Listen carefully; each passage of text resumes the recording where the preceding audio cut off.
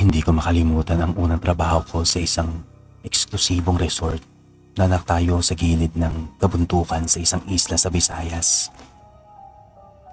Hindi ko nababanggitin ang eksaktong lugar. Hanggang ngayon kasi, may ilan pa ring empleyado roon na naniniwalang may mga bagay na mas mabuting hindi na binabanggit. 24 na taong gulang pa lamang ako noon. Galing akong Maynila at sa bagong lipat sa probinsya matapos tanggapin ang alok na maging guest relations host. Trabaho kong siguraduhin komportable ang mga bisita mula sa pag-check-in hanggang sa pag-alis nila. Maganda ang resort. Napapalibutan ito ng matatayog na puno, maliliit na lawa at mga vilya na magkakahiwalay upang magkaroon ng pribadong espasyo ang bawat bisita. Ngunit may isang bahagi ng resort na bihirang puntahan ng mga empleyado kapag lumulubog na ang araw. Tinatawag nila itong East Villas. Hindi dahil sa sira na ang lugar, kundi dahil may kakaibang katahimikan doon. Noong una, akala kong bahagi lamang yon ng pananakot sa mga bagong empleyado. Hanggang sa dumating ang gabing nagbago ang lahat.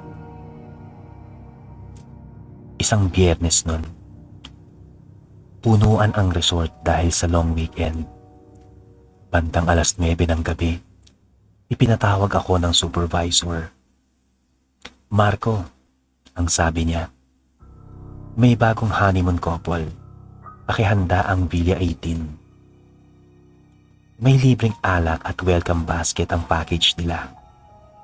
Dahil sa abala ang housekeeping, ako na ang nagdala ng mga yon."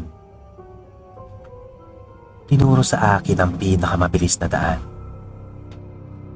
Dadaan ako sa isang kahoy na tulay na tumatawid sa maliit na sapa.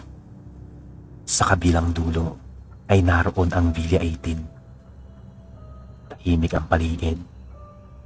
Naririnig ko lamang ang huni ng mga kuliklik at ang pagaspas ng hangin sa mga dahon. Habang naglalakad ako sa tulay, bigla akong naramdaman ang kakaibang pag-uga nito. Hindi naman malakas ang hangin. Wala rin akong kasabay. Pero pakiramdam ko'y may mabigat na taong naglalakad kasabay ko. Huminto ako. Huminto rin ang pag-uga. At nagpatuloy muli ako.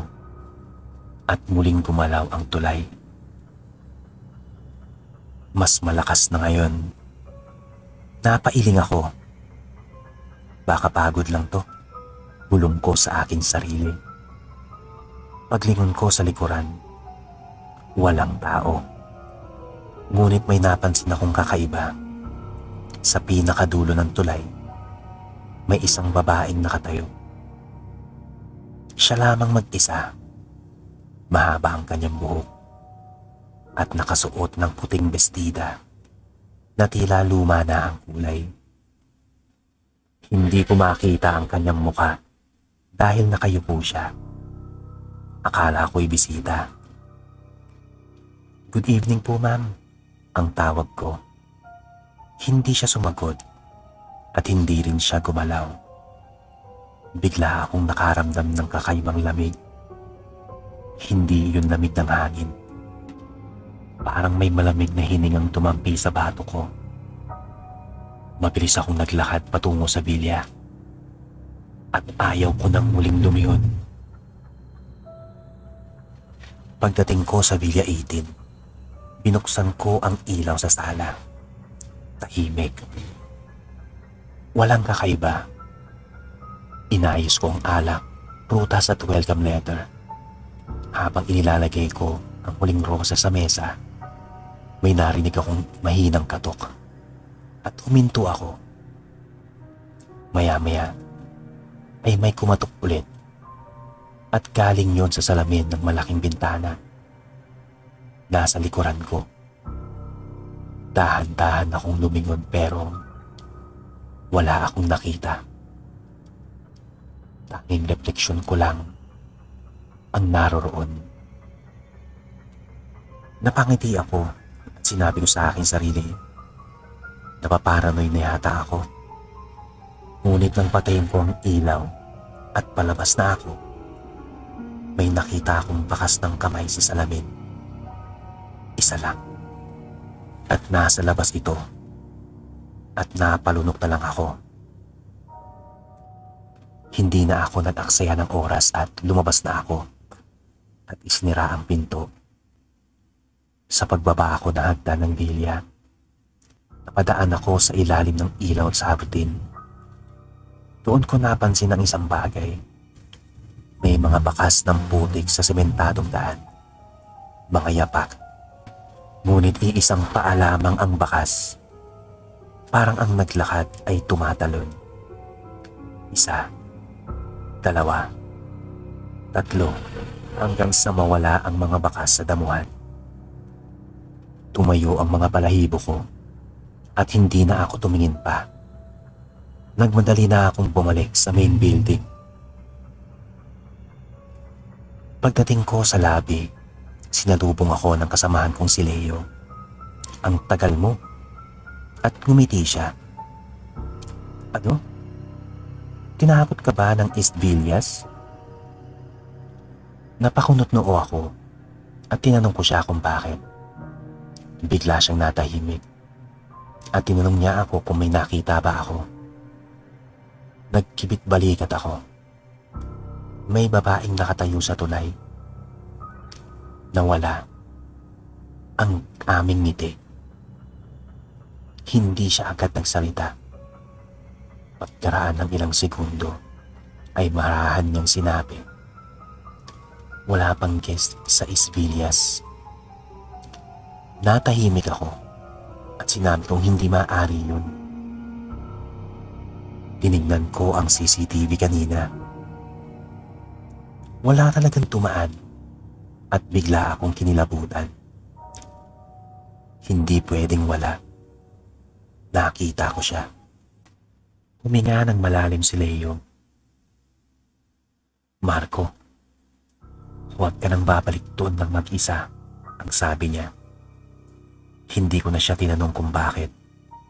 Pero mula sa paraan ng kanyang pagsasalita, parang hindi yun unang beses na may nakakita sa babaeng yun. Kinabukasan, pilit kong isinantabi ang nangyari. Paulit-ulit kong kinumbinsi ang sarili na baka pagod lang ako. Mahaba ang biyahe ko papunta sa resort. Halos 1 linggo pa lang ako nagtatrabaho dun. At baka dala lang yun ng kaba sa bagong kapaligiran. Ngunit habang tumatagal ang araw, mas lalo akong hindi mapalagay. Habang nag-aalmusal kami sa cafeteria ng mga empleyado, napansin kong tahimik si Leo. Maya-maya, siya na rin ang lumapit sa akin. Marco, mahina niyang sabi, may gusto akong ipakita sa'yo. Dinala niya ako sa security office. Naroon ang chief security guard na si Mang Ruben, isang matandang halos 20 taon nang nagtatrabaho sa resort. Himik niyang isinaksak ang isang flash drive sa computer. CCTV ito kagabi, ang sabi niya. Lumabas sa monitor ang video ng tulay na dinaanan ko. Kitang-kita ako. Bit-bit ko ang basket at bote ng alak habang mabagal na naglalakad. Nang makarating ako sa gitna ng tulay, bigla akong huminto at lumingon sa likuran. Ilang segundo akong nakatayo roon na parang may kausap. Pagkatapos ay mabilis akong naglakad patungo sa villa. Iyon lang. Walang babae. Walang ibang tao. Ako lang. Parang may nagyelong tubig na ibinuhos sa buong katawan ko. Hindi maaari yun. Mahina akong sinabi. Nakita ko talaga siya. At napabuntong hininga si Mang Ruben. Hindi ikaw ang una, ang sabi niya at napatingin ako sa kanya. May kinuha siyang lumang logbook mula sa cabinet. Makapal na ito at kulay dilaw na ang mga pahina. Binuksan niya ang ilang pahina. May mga ulat ng dating empleyado. May nagsabing may babaeng nakatayo sa tulay. May nagsabing may kumakatok sa bintana ng Villa 18. May nagsabing may mga yapak na nawawala sa damuhan. Halos pare-pareho ang mga kwento, ngunit walang opisyal na record. Dahil ayon sa management, walang dapat ikatakot ang mga bisita. Tahimik kaming tatlo. Maya-maya ay nagsalita si Mang Ruben. Kung maaari, huwag ka na mag-duty sa East Villas kapag gabi. Tumango ako. Akala ko roon matatapos na ang lahat. At nagkamali ako. Makalipas ang 3 gabi, bumuhos ang napakalakas na ulan. Halos walang bisita ang lumalabas sa kanilang villa. Bandang 10:00 ng gabi, tumunog ang telepono sa labi. May emergency. May mag-asawang hindi makapasok sa Villa 18 dahil ayaw umantar ng electronic lock. Lahat ng maintenance ay nasa kabilang bahagi ng resort. Ako ang pinakamalapit. Ayaw ko na sanang pumunta, ngunit trabaho ko yun.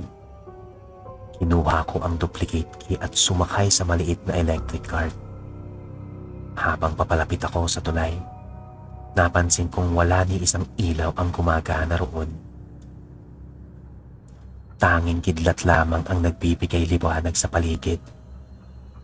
Huminto ako sandali. Huminga ng malalim. Pagkatapos ay naglakad. Sa bawat hakbang ko sa kahoy na tulay, parang may isa pang hakbang nakasabay ko. 1, 2, 3, ngunit kapag humihinto ako, humihinto rin yun. Hindi ko na sinubungan lumingon.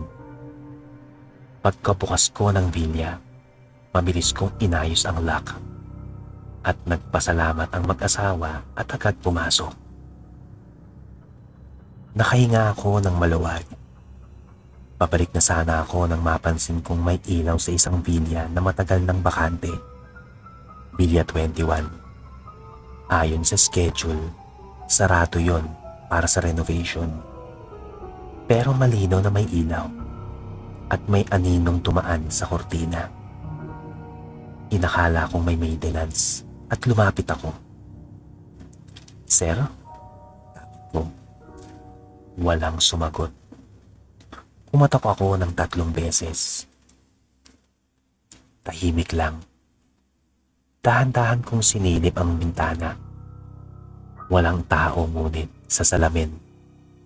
May refleksyon ng isang babaeng nakatayo sa likuran ko. Nanigas ang buong katawan ko.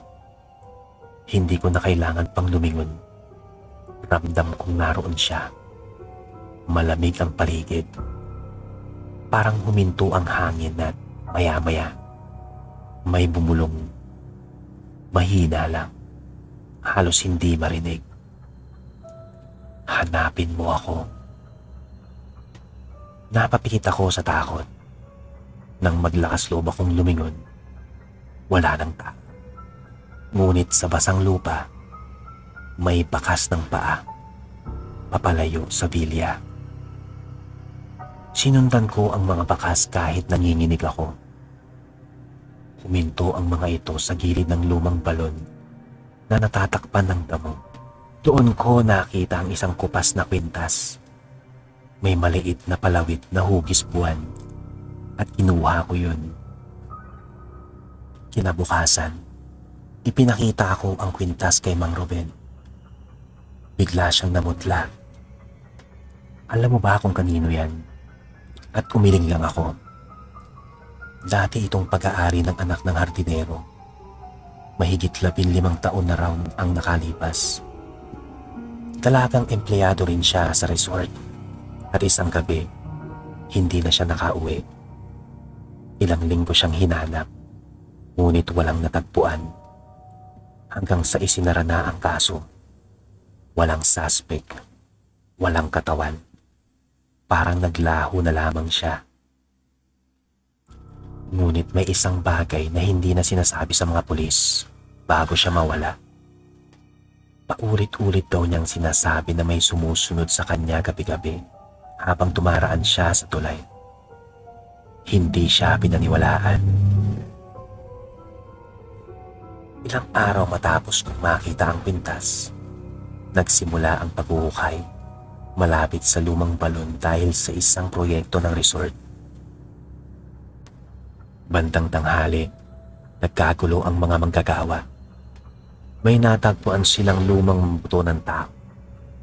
Kasama nito ang punit-punit na tela ng lumang uniforme ng resort at isang pares ng sapatos na eksaktong kapareho ng nasa lumang larawan ng nawawalang empleyada. Dumating ang mga pulis.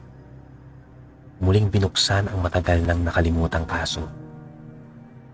Makalipas ang ilang buwan, natukoy rin ang salarin. Isa pala itong dating kontrastistang matagal nang namatay. Hindi na siya nausig. Ngunit sa wakas, nagkaroon ng pangalan ng biktima. Nagkaroon ng hustisya ang kanyang mga pamilya. Pagkaraan nun, may napansin ang lahat ng mga empleyado. Wala nang nakakarinig ng katok sa bintana. Wala nang nakakakita ng babaeng nakatayo sa tulay. At hindi na rin muling gumalaw ang tulay kapag walang tao. Lumipas ang 2 taon bago ako tuluyang umalis sa resort. Bago ako umuwi sa Maynila, tumaan muna ako sa lumang tulay. Tahimik ang paligid. Mahina ang ihip ng hangin at ngumiti ako. Kung ikaw man ang nakita ko noon, sana ay payapa ka na. Paglingon ko upang umalis, may narinig akong napakahinang tinig na tinangay ng hangin. Salamat. Hindi ko alam kung guni-guni ko lang yun, pero mula noon, hindi na ako muling natakot sa katahimikan ng gabi. Dahil minsan, ang mga multong nagpaparamdam ay hindi na nanakot. Minsan, naghihintay lamang sila ng taong handang makinig.